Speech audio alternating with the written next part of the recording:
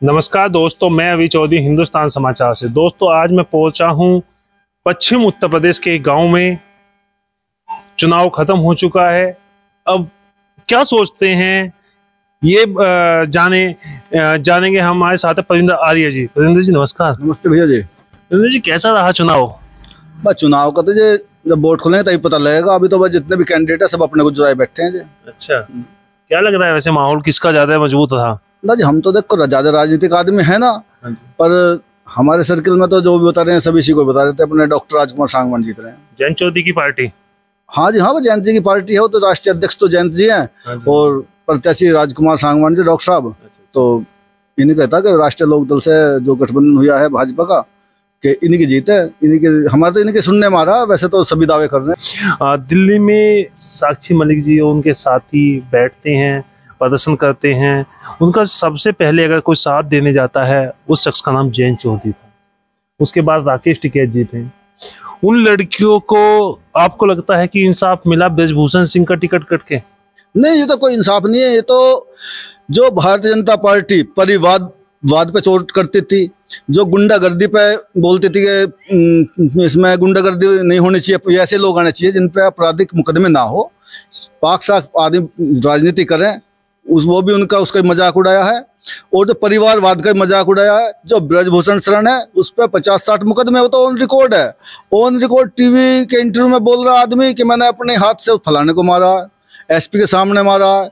उसका जो लड़का है, एक विधायक रह लिया, एक को सांसद का टिकट मिल गया। जो अब ये करण भूषण है, लड़ रहा सांसद का चुनाव वहां से केसरगंज से, इसकी पत्नी जिला पंचायत अध्यक्ष है।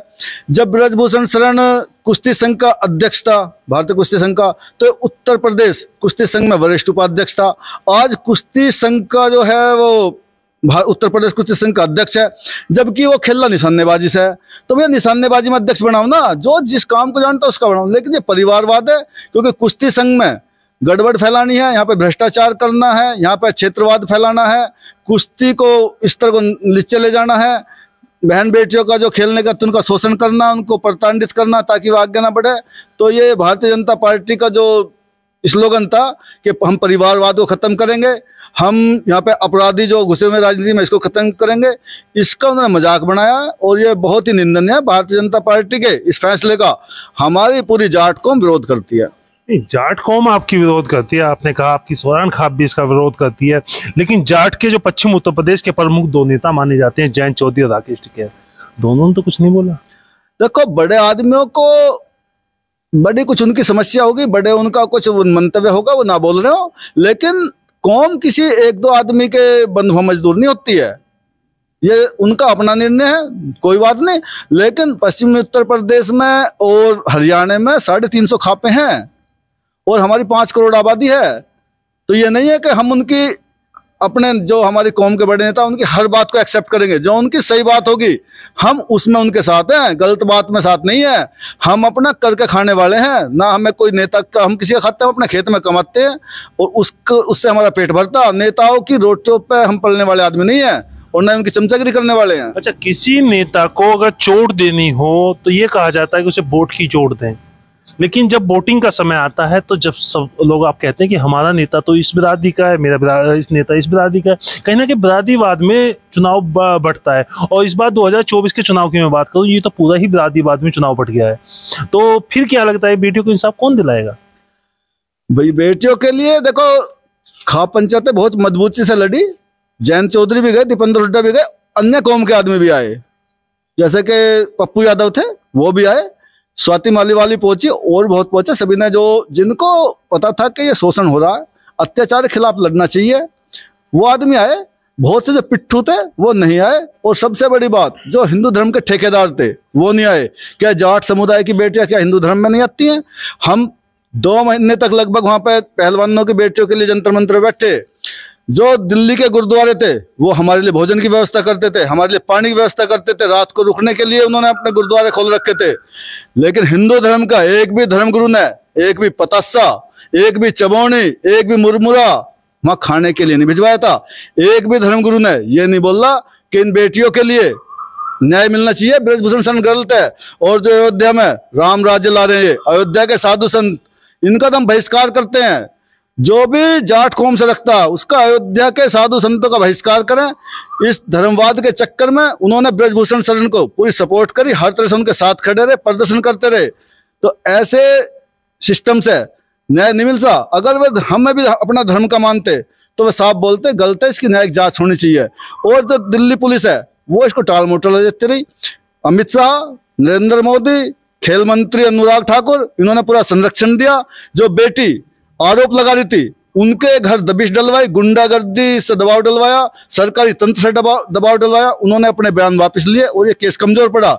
लेकिन फिर भी एक संदेश गया समाज में उन बेटियों से प्रेरणा लेकर के, जैसे कि आपने अब नॉर्थ में चल रहा है वो तो एचडी देवगौड़ा थे उनका पोता, तो उन्होंने भी बयान दर्ज कराया। तो लेकिन और भी महिला सामने आई है। ऐसा नहीं है, शक्तिशाली है तो उसके अत्याचार को सहन करेंगे, लड़ाई जरूर लड़नी चाहिए। उनसे प्रेरणा लेकर से बहुत सी महिलाएं उनने अब आगे आई हैं। और अभी हमारा कोर्ट में मुकदमा चला हुआ है।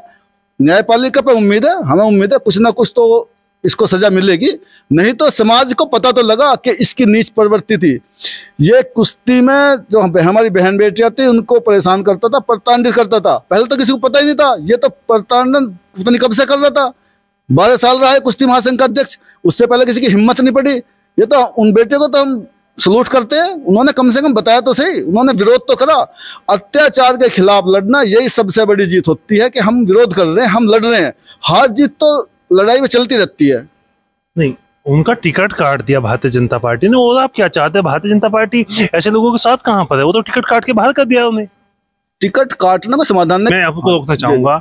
मैं बात कर रहा हूँ जो साक्षी मलिक जी या बाकी लड़कियों के साथ अन्याय हुआ है, जो अपने आप को नेता कहते थे, वो कहाँ छिपे हुए हैं? देखो अब तो न्यायालय में है, ये न्यायालय में चल रहा ना। जब तक सभी ने समर्थन करा, पूरे उत्तर भारत से और दक्षिण भारत से भी जगह जगह से लोगों ने आकर के धरना प्रदर्शन, यही तो जब विरोध करने का समय था तो सभी नेताओं ने विरोध किया। अब जब न्यायालय में पहुंच गया मुकदमा, जब एफआईआर होगी, पहले तो सरकार दिल्ली पुलिस एफआईआर दर्ज नहीं कर रही थी, तो अभी तो सुप्रीम कोर्ट के उससे जो रेंज रेवेन्यू कोर्ट है, डिस्ट्रिक्ट कोर्ट है, उसमें चल रहा मुकदमा। तो वहां पे तो नेताओं के बयानबाजी की जरूरत ही नहीं है, अभी तो चला हुआ है। लेकिन जब इनको टिकट ही देना था, काटना था, इसमें कोई फर्क नहीं पड़ता। मान लो एक फ्लैट मेरे नाम था और वो फ्लैट मेरे बेटे के नाम हो गया, तो हमारे अधिकार है ना, मैं भी तो उसमें रह रहा हूँ। वो सत्ता का जो ताकतवर आदमी वो तो वहीं बैठा ना, जो अत्याचार कर रहा था, अब वो नहीं कर रहा, अपने पुत्र के माध्यम से कराएगा। जो विरोध या समर्थन करने की मैं बात बार बार कह रहा हूँ, आप शायद समझ नहीं पा रहे हैं। मैं जिस तरीके से आप उनका समर्थन अब कर रहे हैं, कोर्ट में तो केस चल ही रहा है ना। बाकी जो दल हैं या आप भी अब 24 का जो चुनाव अभी यहाँ पे सेकंड चरण का जो खत्म, उससे पहले क्यों नहीं आवाज उठाई?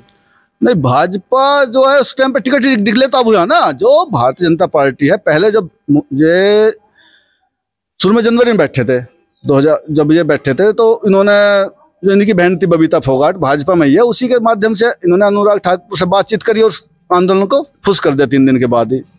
फिर बाद में आंदोलन चला। तो जब इनका समझौता हुआ, बातचीत हुई, तो भारतीय जनता पार्टी के जो वरिष्ठ नेता सभी ने ये कहा कि हम इसको जेल भिजवाएंगे, इस पर कैदी कानून कार्रवाई करवाएंगे, और दूसरा इसका हम टिकट नहीं देंगे।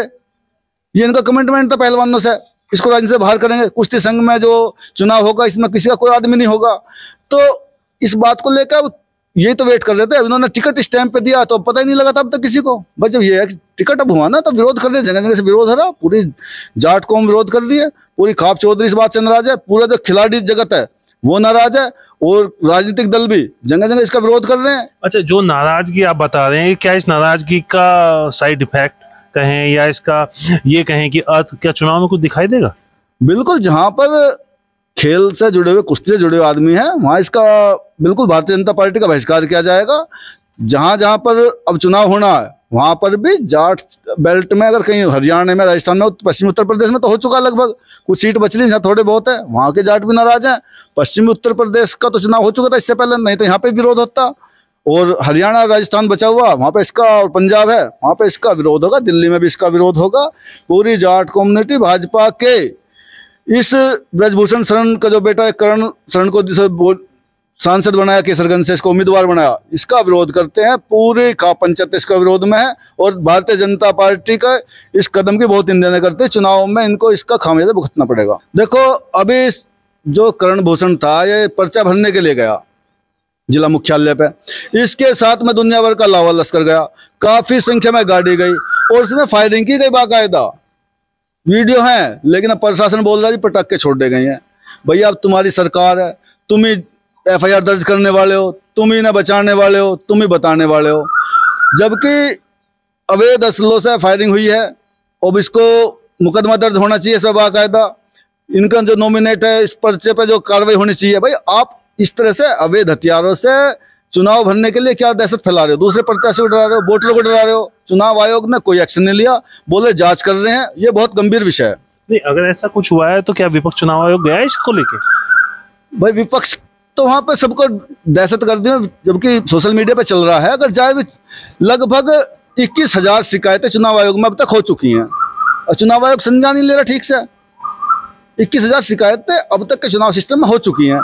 चुनाव आयोग में इन्होंने सिस्टम ऐसा कर दिया, पिछली बार चुनाव आयोग की जो नियुक्ति थी उसमें विपक्ष का नेता प्रधानमंत्री होते थे और एक सुप्रीम कोर्ट के जज होते थे जो सीनियर मुख्य न्यायाधीश। अब इन्होंने जो 2 अपने कर लिए। अब पता नहीं वो कैसा इन्होंने चुनाव आयोग को जो है सिस्टम बिगाड़ दिया। वो अब कहीं कोई कार्रवाई अभी तक हुई नहीं है किसी पे भी ठीक से। अब उसको जांच कर लेंगे, ये बोल रहे हैं जांच चल रही है, और सबके जितनी भी शिकायतें दर्ज विपक्ष कराएगा वो सब निरस्त हो जाएंगे, क्योंकि पूरे सिस्टम को इन्होंने अपने अंडर में ले लिया भारतीय जनता पार्टी ने। मेरा आपसे अंतिम सवाल है कि जो टैनी की गाड़ी से किसान लोगों की शहादत हुई थी, आप लोगों ने भी आरोप लगाया, उसका क्या हुआ? अब सब कुछ न्यायालय में चल रहा है, आप देख रहे हो। नहीं, टिकट तो हो गया। अब टिकट तो भारतीय जनता पार्टी किसान का मेरे वर्ग को, ये तो नीचे दिखाने वाली बात है, इनका अपमान करने वाली बात है। जहां जहां पर भी किसान का मेरे वर्ग से का स्वाभिमान है, इसको कुचलने के लिए भारतीय जनता पार्टी की नीति बनी हुई है कि इनका दमन किया जाए। क्योंकि इस देश में सिर्फ किसानों ने ही और पहलवानों ने ही भारतीय जनता पार्टी की गलत नीतियों का विरोध किया, इनके अत्याचार का विरोध किया, और बाकी तो सब ताली पटकाने में, जयकार लगाने में लगे हुए हैं। चलिए, हमारे साथ थे परविंदर आर्य जी जो सोलान खाप के चौधरी हैं।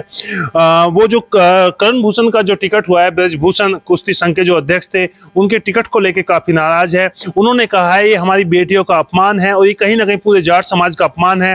उन्होंने तमाम प्रकार के भारतीय जनता पार्टी पे आरोप लगाए। उन्होंने दूसरा टैनी का भी मुद्दा उठाया कि टैनी को किस प्रकार से टिकट देके ये किसानों का भी अपमान किया गया है। आप देखते रहिए हिंदुस्तान समाचार। मैं अभी चौधरी, नमस्कार।